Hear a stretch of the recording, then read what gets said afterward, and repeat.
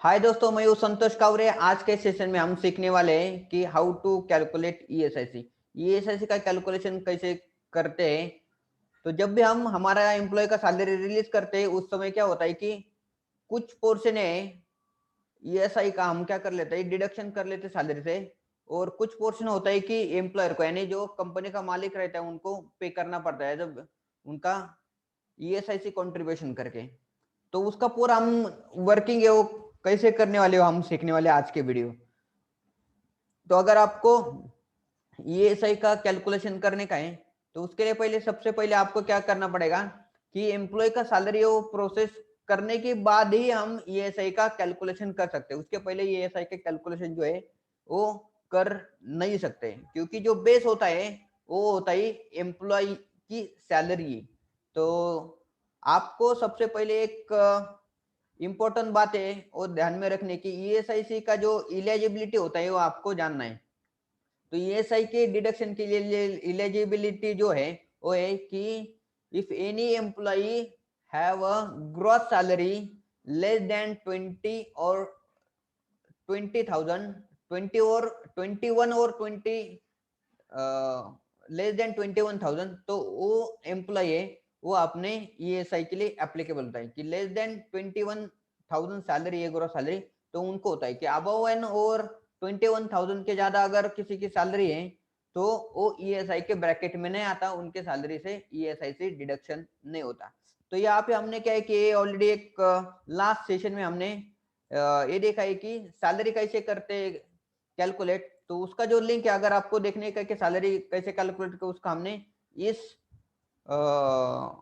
Description में उसका link दिया है, आप जाके वो चेक देख सकते हो कि how to calculate salary in Excel में।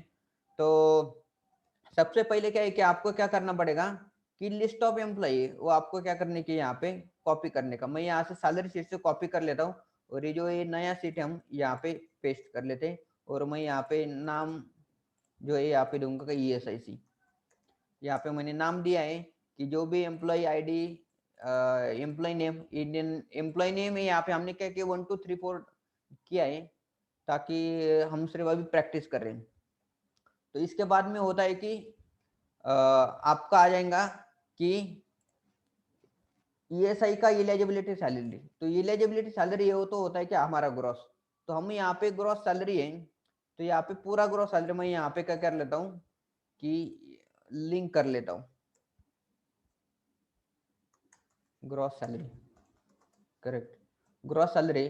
तो यहाँ पे मैं लिंक कर देता हूँ इस यहाँ से। तो मैं लिंक करके उसको ट्रैक करके नीचे टोटल ले लेता हूँ। तो टोटल है यहाँ पे हम करेंगे यस यू एम सम और ऐसे करके उसका हम क्या कर लेंगे एंटर कर देते हैं। करेक्ट है। तो ऐसे करके ये जो हो गया हमारा सैलरी का टोटल आ गया। यहाँ पे मैं टोटल लिख देता हूँ, टोटल अमाउंट यहाँ पे मिलता है। तो दोस्तों हमारा जो ईएसआई का जो अमाउंट है, तो यहाँ पे जो डिडक्शन होगा यहाँ पे हम क्या करेंगे अमाउंट देखेंगे इतने लोगों का यहाँ पे ईएसआई से डिडक्शन होगा। तो यहाँ पे हमने जो ईएसआई से डिडक्शन किया है वो अमाउंट यहाँ पे मैं लिंक कर देता हूँ। यस, ईएसआई से ये अमाउंट यहाँ से डिडक्शन हो गई। करेक्ट है। तो इतना अमाउंट है जो डिडक्शन हो गई सभी एम्प्लॉय के अकाउंट से यहाँ पे डिडक्शन हुआ नहीं है। करेक्ट है। तो आप का क्वेश्चन रहेगा कि ये जो एम्प्लॉय है इनका तो 10,000 ही सैलरी, 10,700, तो उनका क्यों सैलरी डिडक्शन, सैलरी से ईएसआई से क्यों डिडक्शन नहीं हो गया।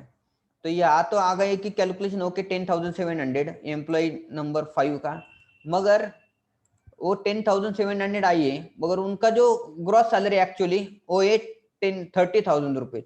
मगर बिकॉज ऑफ उन्होंने 10 दिन ही काम किया है तो उसके लिए उनका 10,000 सैलरी कैलकुलेट हो गया।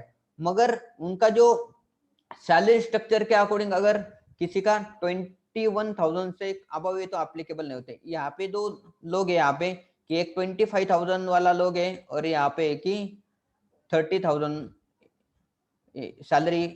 वो जो एम्प्लॉय है यहाँ पे इसी के लिए दो एम्प्लॉय यहाँ पे एप्लीकेबल नहीं है। तो ये जो एम्प्लॉय उसको एप्लीकेबल नहीं है और दूसरा ये दोनों के लिए यहाँ पे एप्लीकेबल नहीं, इसके लिए यहाँ पे ईएसआईसी डिडक्शन नहीं हुआ है। ठीक है। ये तो होगा कि हमारा ईएसआई का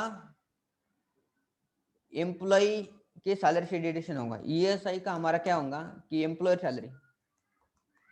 एम्प्लॉयर कंट्रीब्यूशन है,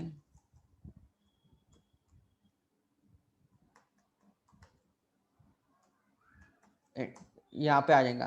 तो एम्प्लॉय कंट्रीब्यूशन के लिए आपका है कि मैं यहाँ पे लिखता हूँ कि एम्प्लॉय के सैलरी से 0.75% डिडक्शन होता है और एम्प्लॉयर को देना पड़ता है कि 3.25%। जो टोटल आता है कि यहाँ पे 4% जो अमाउंट है यहाँ पे हमें क्या करना पड़ता है, पे करना पड़ता है। तो यहाँ पे मैं जो है कि फॉर्मूला दूंगा कि इंटू 3.25%। तो यहाँ पे देने का तो मैं यहाँ पे ड्रैग कर लूंगा ये फॉर्मूला, तो यहाँ पे अमाउंट आ जाती है। मगर यहाँ पे अमाउंट आएंगी मगर ये दोनों को एप्लीकेबल नहीं रहेगा, तो मैं यहाँ से क्या कर लेता हूँ, उनका नाम हटा देता हूँ। वो हटाने के लिए यहाँ पे आ जाएगा ये टोटल, करेक्ट है।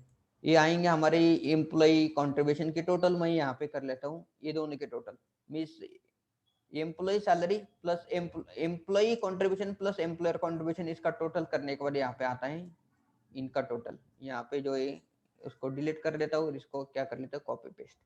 ठीक है, इस तरह से हम क्या कर लेंगे, उसको अच्छे तरह से थोड़ा लाइन आउट कर देते तो यहाँ पे फिर अच्छा दिखेगा। ठीक है, तो यहाँ पे हो गए कि टोटल, जो टोटल हमें पे करना पड़ेगा यहाँ पे कितना, 1794, इतना हमें ESI को पेमेंट करना पड़ेगा।